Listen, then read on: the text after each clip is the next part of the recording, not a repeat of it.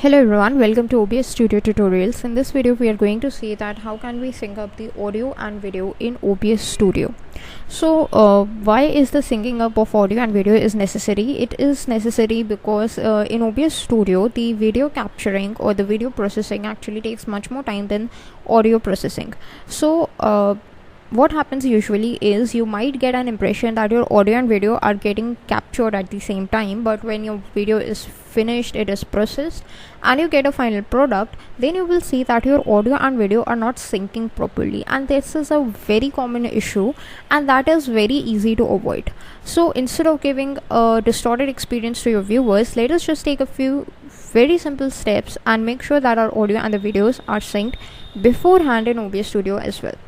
So the first step is you need to have at least one video capture source and one audio capture source. So right now in my OBS Studio I have a video capture source and I'm just going to add an audio capture source. Now in case you don't have any of them, you need to add them by going to sources and clicking on the plus icon. For the audio you need to add an audio input capture device, and for the video you need to add a video capture device. So let me just add an audio input capture device, and it is going to be my Realtek microphone. Click on OK. Now once you do that, you will see that the audio input capture and the video capture device both are added over here. Okay, next step what we are going to do is just click on these three dots in the audio input capture. That would take us to these options, from where we need to go to advanced audio properties. Let's just click on that. Now in the advanced audio properties you will see some things like this that are for both audio and video.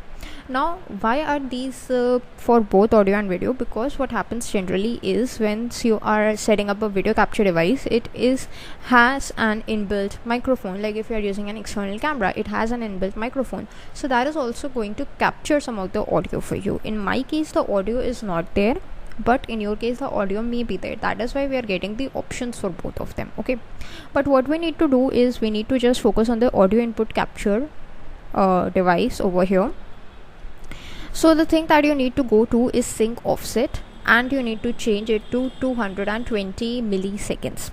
Now this is a mandatory step. You might get in the preview that your audio and the video are actually syncing, but you need to change it to a 220 ms. Why? Because after processing, the audio and the video sync gets distorted. Okay, so right now you might get to see that okay, my audio is lining up perfectly well. Why do I need to change it? But trust me, just take it to a 220 milliseconds. Now this is this is a value that is generally used 220, but that is bound to change as per your processing speed of the system. In this case what we are going to do, that's what we are going to discuss. The first thing that you can do is use the audio monitoring, but that is not a very reliable option. So what I'm going to do is I'm just going to close it by offsetting it, then click on start recording. Once you have clicked on start recording, you need to record your audio and video and just speak something, make some gestures, make some sounds, maybe use a clap. That is a very good parameter, that once you are clapping in the video, that's the exact time your clapping audio is getting captured.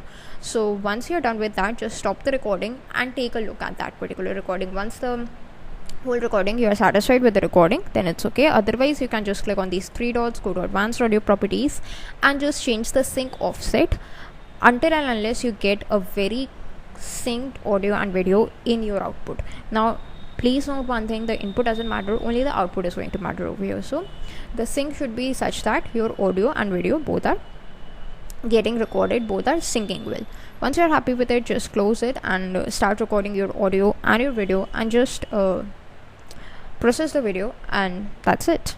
That's how you get a perfectly synced audio and video output in OBS Studio. That's it for this video. Thanks for watching.